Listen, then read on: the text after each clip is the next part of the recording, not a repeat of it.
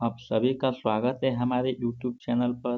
दोस्तों, आज हम गांधी जी के बारे में पढ़ेंगे, यानी गांधी जी के द्वारा उनके जीवन काल में घटी कुल घटनाएं को हम इस क्लास में विस्तार से अध्ययन करेंगे। चलिए दोस्तों शुरू करते हैं। दोस्तों, महात्मा गांधी का जन्म भारत में गुजरात के एक तटीय शहर पोरबंदर में 2 अक्टूबर सन 1869 में हुआ था। यानी गांधी जी का जो जन्म हुआ था पोरबंदर में 2 अक्टूबर 1869 को, जिसके उपलक्ष्य में हम लोग अंतर्राष्ट्रीय अहिंसा दिवस यानी 2 अक्टूबर को मनाते हैं।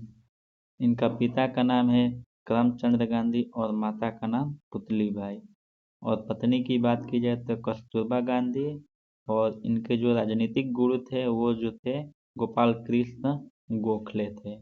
चलिए दोस्तों आगे। दोस्तों, गांधी जी का दक्षिण अफ्रीका के बाद जो भारत में लौटे उनके बारे में अध्ययन करेंगे। दोस्तों, 1915 में अफ्रीका में 21 साल का गुजारा करने के बाद महात्मा गांधी जो है भारत लौटे थे। गांधी जी को ब्रिटिश सरकार द्वारा केसर-ए-हिंद की उपाधि से सम्मानित किया गया था, क्योंकि उन्होंने अंग्रेजों को प्रथम विश्व युद्ध में जो सैनिक थे भारतीय उनको ले जाने में मदद की थी। 1916 में गांधी जी ने अहमदाबाद के नजदीकी साबरमती आश्रम की स्थापना की थी, जो कि आज भी है। आगे हमारा है 1917 में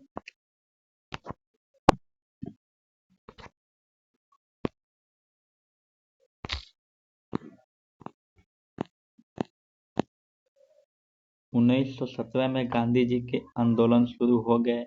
सबसे पहला आंदोलन बिहार के चंपारण जिले के नील की खेती का विरोध था। दूसरा आंदोलन गुजरात के खेड़ा जिले में कर नहीं देने का आंदोलन था, यानी कर नहीं आंदोलन। तीसरा आंदोलन अहमदाबाद में था, मजदूरों के साथ भूख हड़ताल। आगे पढ़ते हैं।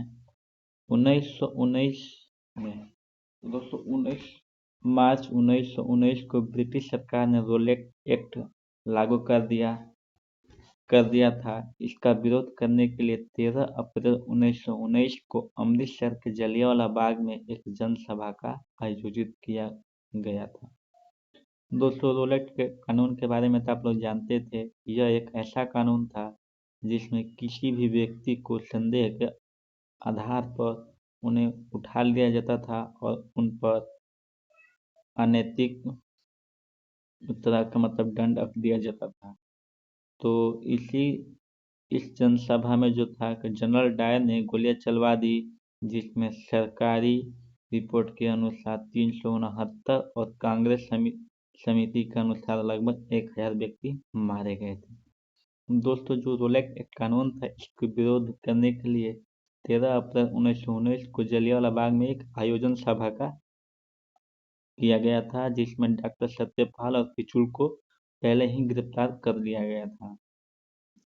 इस सब कानून के विरोध में और जो व्यक्ति गिरफ्तार किए गए थे उनके विरोध में यहाँ पे एक सभा का आयोजन किया गया था, जिसमें क्या हुआ था कि अंग्रेजों को सूचना मिल गई थी कि यहाँ पर सभा का आयोजन किया जा रहा है, और इसलिए क्या हुआ कि वहाँ पर अनेक सैनिक वहाँ पर पहुंचे, और मात्र मुख्य जो रास्ता था वो बहुत पतला था, जिसमें मात्र 5 व्यक्ति एक साथ जा सकते थे। उन्हीं रास्तों को बंद करके और धनाधन गोलियों से फायर कर दिया, जिसमें अनेक निहत्थे लोगों की जान चली गई।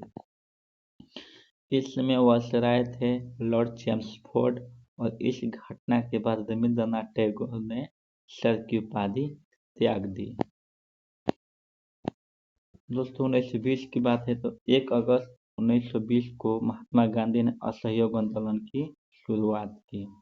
5 फरवरी 1920 को गोरखपुर जिले के चोरी चौरा नामक स्थान पर आंदोलनकारियों ने क्रोध में आकर थाने में आग लगा दी, जिससे गांधी जी ने यह आंदोलन स्थगित कर दिया। दोस्तों, जो गोरखपुर का जो चोरा चोरी नामक स्थान था, वहाँ पर क्या था कि जो आक्रोशित लोग थे वो उस थाने को आग में लगा दिए, जिसकी वजह से अनेक पुलिसकर्मी का मौत हो गया और इससे गांधी जी को अनेक ठेस पहुंचा, जिसकी वजह से क्या हुआ, गांधी जी ने असहयोग आंदोलन को स्थगित कर दिया। 1923 दोस्तों, मोतीलाल नेहरू और चितरंजन दास को तो आप लोग जानते ही हैं, जिन्होंने मिलकर स्वराज पार्टी की स्थापना की थी। दोस्तों 1924 महात्मा गांधी से एक बार कांग्रेस के अध्यक्ष चुने गए बेलगांव अधिवेशन में। दोस्तों महात्मा गांधी का एकमात्र यह जो अधिवेशन है जो कि बेलगांव कर्नाटका में हुआ था। 1925 दोस्तों 9 अगस्त 1925 को रेलगाड़ी से ले जाया जा रहा सरकारी खजाना काकोरी स्टेशन पर राम प्रसाद बिस्मिल अशफाक उल्ला खां ने लूट लिया, जिसे काकोरी कांड के नाम से जाना जाता है। आगे और इन्हें जो है 1927 इनमें फांसी दे दी गई। 1927 दोस्तों भारत का संविधान बनाने के लिए साइमन कमीशन की नियुक्ति की गई थी और इसने 3 फरवरी 1928 को भारत में प्रवेश किया। दोस्तों यह जो है आपको टॉपिक वाइज हर चैप्टर का मिल जाएगा हमारे चैनल पर, इसलिए अगर आप नए हैं तो प्लीज हमारे चैनल पर बने रहें। इस कमीशन का जोरदार विरोध करने के कारण लाला लाजपत राय पर लाठियों से प्रहार किया गया, जिससे कि उनकी मृत्यु हो गई। 1930 दोस्तों 12 मार्च 1930 को गांधी जी ने 79 समर्थकों के साथ साबरमती से दांडी 332 किलोमीटर की पैदल यात्रा की और 6 अप्रैल 1930 को दांडी में नमक कानून तोड़ा। दोस्तों यह जो दांडी यात्रा के नाम से जाना जाता है, जो कि 12 मार्च 1930 को आरंभ हुआ और 6 अप्रैल 1930 को समाप्त हुआ। और इसमें पूछा जाता है कि समर्थकों की संख्या कितनी थी, तो 79, और कितना किलोमीटर की पद यात्रा थी, तो 322 किलोमीटर। चलिए दोस्तों आगे गोलमेज सम्मेलन। दोस्तों 1930 से लेकर 1932 तक 3 गोलमेज सम्मेलन हुए और इसमें भारतीय संविधान लगभग 40% पूरा हो गया। 1935 में भारत सरकार सुधार अधिनियम पारित किया गया और जिसमें सांसदों की सीटें निर्धारित की गई। दोस्तों इधर मैं बात करूँ गोलमेज सम्मेलन की, यही एकमात्र गोलमेज सम्मेलन था जिसमें गांधी जी भाग लिए थे। अगला है 1935 में भारत सरकार सुधार अधिनियम पारित किया गया, जिसमें सांसदों की सीटें निर्धारित की गई। और 1940 में मोहम्मद अली जिन्ना ने अलग पाकिस्तान बनाने की मांग कर दी और पाकिस्तान नाम चौधरी रहमत अली ने जोड़ दिया। दोस्तों जो मोहम्मद अली जिन्ना थे, उन्होंने 1940 में ही पाकिस्तान की मांग की थी। और बात की जाए पाकिस्तान शब्द की तो प्रयोग किसने किया, चौधरी रहमत अली ने दिया था।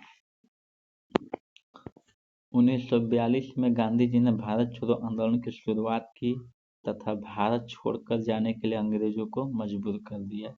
यानी भारत छोड़ो आंदोलन की शुरुआत कभी 8 अगस्त 1942 को, जो कि हमारा अंग्रेजों के विरुद्ध चलाया गया पहला सफल आंदोलन था।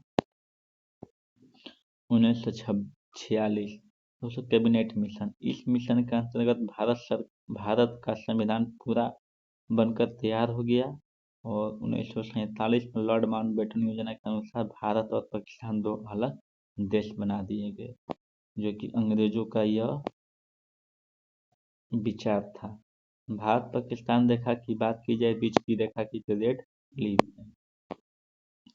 गांधी जी के प्रमुख आंदोलन, चंपारण सत्याग्रह 1917 में, खेड़ा सत्याग्रह 1918 में, अहमदाबाद मिल मजदूर आंदोलन 1918 में, खिलाफत आंदोलन 1920 में, असहयोग आंदोलन 1920 में, नमक आंदोलन जो कि सविनय अवज्ञा आंदोलन के नाम से जाना जाता है वो 1930 में साबरमती आश्रम से जो शुरू हुआ था।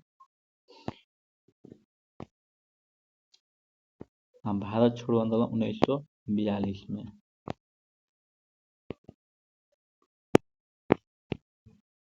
तो दोस्तों यह रहा आज का हमारा क्लास। कैसा लगा प्लीज़ हमें कमेंट करके बताएं।